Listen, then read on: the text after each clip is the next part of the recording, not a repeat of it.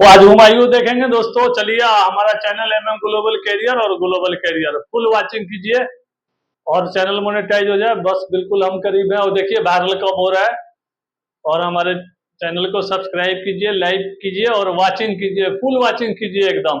आइए हम हुमायूं देखेंगे। हुमायूं में क्या देखेंगे, इनके बारे में जन्म और इनका प्रारंभिक जीवन और इनकी व्यवस्थाएं, शासन व्यवस्था और कैसे कैसे साम्राज्य विस्तार करने के लिए इन्होंने क्या क्या उपाय किया, ये सब सारा देखते हैं। इनका पूरा नाम देखते हैं। नसीरुद्दीन मोहम्मद हुमायूं इनका पूरा नाम था। इनका जन्म 6 मार्च 1508 ईस्वी काबुल अफगानिस्तान में हुआ था। इनके पिता का नाम था जहरुद्दीन बाबर था। मुगल साम्राज्य के ये क्या थे, संस्थापक माने जाते हैं ये। इनके माता का नाम क्या था, माहिम बेगम। माहिम बेगम जो भी बोलिए, ठीक ना। वंश तैमूरी वंश, पिता की ओर से तैमूर, माता की ओर से चंगेज खान के वंशज थे ये। हुमायूं बचपन से ही विद्वान, दयालु और कोमल स्वभाव का था। उसे ज्योतिष, गणित, खगोल और साहित्य का काफी शौक था।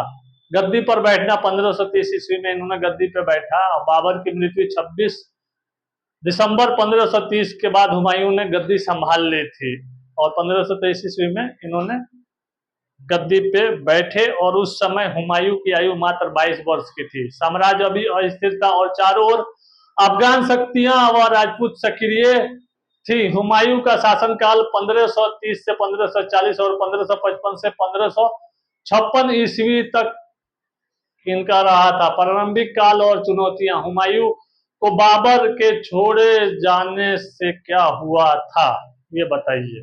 हुमायूं को बाबर के छोड़े हुए अस्थिर साम्राज्य को कैसे संभालना पड़ा था, समझ रहे हैं आप लोग।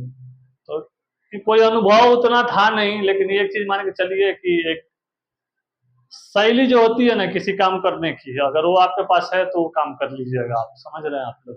उसे 3 प्रमुख मोर्चों पर संघर्ष करना पड़ा था। एक अफगान शक्ति शेरशाह सूरी और अन्य अफगान सरदार जो थे उनसे भी लड़ना पड़ा था।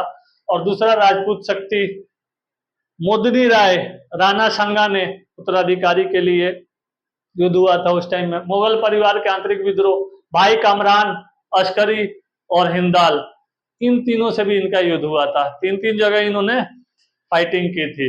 और प्रमुख युद्ध और घटनाएं क्या थी इनका, कालिंजर का अभियान था 1531 ईस्वी। और आइए बुंदेलखंड के राजा से भी इनका संघर्ष हुआ था, यह अभियान अधूरा रह गया था। गुजरात अभियान 1535 ईस्वी, बहादुर शाह गुजरात के सुल्तान ने मालवा और चित्तौड़ पर अधिकार कर लिया था। हुमायूं ने बहादुर शाह को हराया और चंपानेर किले पर कब्जा कर लिया था। और उसके बाद से क्या हुआ, कब्जा करने के बाद से इन्होंने गुजरात में अस्थायी रूप से अपने अधीन कर लिया था इन्होंने, हुमायूं ने। लेकिन शेरशाह सूरी से फिर इनका संघर्ष हुआ। शेर खान के बाद ये बिहार और बंगाल पर जो अफगान जो सरदार थे उनसे भी इनका युद्ध हुआ। और शेर खान इसलिए कह रहा हूं ना कि उनकी जो उपाधि मिल गई थी, शेर मारा था उन्होंने, इसलिए तो शेरशाह सूरी को उस टाइम में उपाधि मिल चुकी थी। वह धीरे धीरे बहुत शक्तिशाली हो गया था। हुमायूं ने उनका सामना करने में लापरवाही बरती थी, जिसके परिणाम स्वरूप इसे चौसा का युद्ध हुआ 1539 में। स्थान चौसा, हुमायूं बनाम शेरशाह। परिणाम, हुमायूं पराजित हुआ, किसी तरह गंगा नदी पार करके भागा था। शेर खान ने शेरशाह की उपाधि धारण की थी और हुमायूं को 15 साल भाग के इधर उधर रहना पड़ा, यहाँ से अफगान चले गए, समझ रहे हैं आप लोग। तो कहीं 16 साल भी आता है। हुमायूं कितना दिन तक बाहर बिताना पड़ा उनको अपना साम्राज्य छोड़ के, तो कहीं 16 साल आता है, कहीं 15 साल आता है। आप लोग 15 साल ही टिक करके आइएगा अगर क्वेश्चन पीटी का आ जाता है तो। कनौज बिलग्रामी की लड़ाई 1540 ईस्वी में हुई थी। निर्णायक युद्ध, हुमायूं की फिर से हार हुई थी। परिणाम, हुमायूं भारत को से निर्वासित हो गया था। शेरशाह सूरी 1540 से 1545 ईस्वी में दिल्ली के शासक बने थे, समझ रहे हैं आप लोग। मुगल साम्राज्य अस्थायी रूप से समाप्त हो गया था। कभी पूछ देना कि मुगल साम्राज्य किस टाइम में अस्थायी रूप से समाप्त हो गया था, तो आप लोग क्या बताइएगा कि हुमायूं के शासनकाल में समाप्त हुआ था। पूछ देगा वो कौन सा शासक था जिसके शासनकाल में मुगल साम्राज्य अस्थायी रूप से क्या हुआ था, समाप्त हो चुका था। अस्थायी रूप से नहीं, अस्थायी रूप से समाप्त हो गया था, डिक्लाइन हो गया था। तो आप लोग आंख बंद करके हुमायूं के पे टिक मारिएगा आप लोग। हुमायूं को लगभग 15 वर्ष तक बाहर से बाहर रहना पड़ा। उसके साथ साथ सिंध और फिर ईरान फारस में शरण लिया था हुमायूं ने जाकर, और फारस के साथ तहमास्प प्रथम से सहायता प्राप्त की थी। इसके बदले उसे शिया संप्रदाय स्वीकार करना पड़ा था। ईरान की सहायता से हुमायूं ने कंधार पर काबुल पर पुनः अधिकार कर लिया था। धीरे धीरे वह अपनी स्थिति मजबूत की थी और फिर पुनः उन्होंने सत्ता प्राप्त की थी को 1555 ईस्वी में। सूर साम्राज्य शेरशाह की मृत्यु 1545 में हो गई थी और फिर वो जो है ना साम्राज्य कमजोर पड़ने लगा था। तो देखिए साम्राज्य जब कमजोर पड़ने लगा तो उसी टाइम में इन्होंने क्या किया, हथौड़ा उठाया, मार दिया। लोहा गर्म है, समझ रहे हैं। ठंडा लोहा पे कितना भी पीटिएगा ना तो उससे कोई फायदा नहीं है, समझ गए। तो वक्त जब आए, देखिए हमारा ट्रेड कॉमर्स का भी यही है, अगर हम चाहें पूरे वर्ल्ड में जब मार्केट हमें दिखाई पड़े ना उसी टाइम में पूरा इन्वेस्ट कर दीजिए और वो सारा हमारा गेनर बन जाइए, डोनर बन के गेनर बन जाइए, समझ रहे हैं आप लोग। तो अब चलता रहेगा आप लोगों का, पूरे दुनिया में जो है ना डंका बजता रहेगा आप लोग अपना सब जगह का। चलिए अब आगे इकोनॉमिक जब पढ़ाऊंगा ना तो उसमें ये सब डिस्कस करूंगा, लेकिन अभी जो हमें आप लोगों को हुमायूं साहब के बारे में पढ़ा रहा हूँ तो पढ़ लीजिए ये लोग आप लोग, ठीक ना। शेर शाह के उत्तराधिकारी इस्लाम शाह 1545 से 1554 में मृत्यु के बाद संघर्ष काफी बढ़ गया था। हुमायूं ने इसका जो है ना लाभ उठाया था। लाभ उठाने के साथ साथ क्या किया था हुमायूं ने, फिर से अपना साम्राज्य विस्तार करने लगा था और 1555 में सिकंदर सूरी को सिरहिंद की लड़ाई में हराकर दिल्ली और आगरा पर फिर हुमायूं ने कब्जा कर लिया था। समझ रहे हैं आप लोग। हुमायूं की मृत्यु कब हुई थी, 1556 ईस्वी में इनकी मृत्यु हो गई थी हुमायूं की, ठीक। आप लोग याद रखिएगा ये। जनवरी 1556 ईस्वी में हुमायूं दिल्ली स्थित पुराना किला शेर मंडल की पुस्तकालय सीढ़ियों से गिरने के बाद चोट लगने के कारण मृत्यु हो गई। उनकी आयु कितना वर्ष थी आप लोगों को, 48 वर्ष थी। उसके बाद उसका पुत्र अकबर 1556 से 1605 में गद्दी पर बैठा। उसके बाद हुमायूं का व्यक्तित्व और योगदान क्या रहा। हुमायूं के विद्वान, दयालु और कला प्रेमी थे।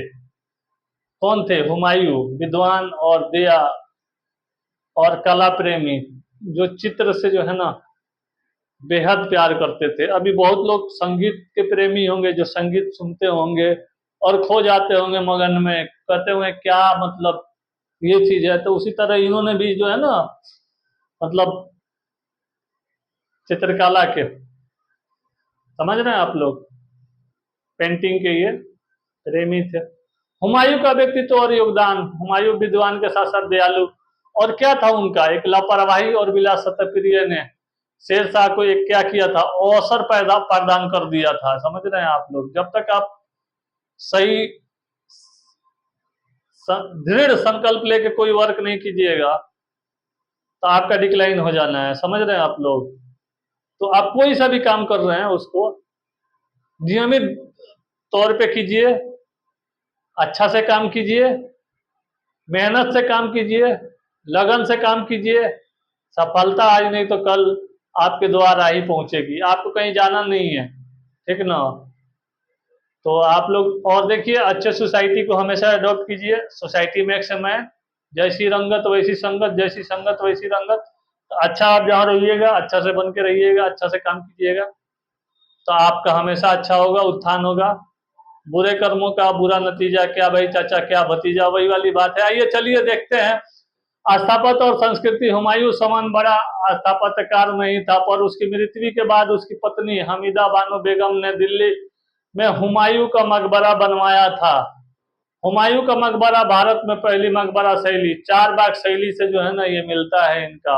और ये क्या थे, बाबर के पुत्र, मुगल वंश के ये क्या थे, दूसरे शासक थे। 1530 में गद्दी संभाली थी। ये क्या देख रहे हैं, एक थोड़ा सा इनका हुमायूं के बारे में भी एक जो पढ़ाया हूँ आप लोगों को मेन चीज बता दे रहा हूँ, इंपॉर्टेंट पॉइंट बता दे रहा हूँ, आप लोग ध्यान रखिएगा। शेरशाह सूरी से चौसा 1539 में, कन्नौज 1540 के लड़ाई में ये पराजित हुआ था। 15 साल निर्वासन ईरान में शरण ली थी और 1555 में सिरहिंद के लड़ाई के बाद दिल्ली पर फिर इन्होंने पुनः अधिकार कर लिया था। 1555 में सिरहिंद के लड़ाई के बाद दिल्ली पर अधिकार करने के साथ साथ 1556 में इन्होंने सीढ़ियों से गिर के इनकी मृत्यु हो गई और इनका उस टाइम उम्र क्या था, 48 साल था। हुमायूं का मकबरा उसकी विरासत रही थी। और व्यक्तित्व क्या दिया जाए, ये दयालु विद्वान और चित्र के जो है ना काफी ये शौकीन व्यक्ति थे, और ये जो है ना दिल के जो है ना शौक थे, ये चीज है। और इसका थोड़ा सा अब आइए निष्कर्ष थोड़ा सा देख लिया जाए। हुमायूं के भारतीय इतिहास के में क्या बोलते हैं, अभागा सम्राट बोलते हैं। अभागा मतलब जिसका कोई कर्म नहीं हो, कर्म फूट गया हो, समझ रहे हैं आप लोग।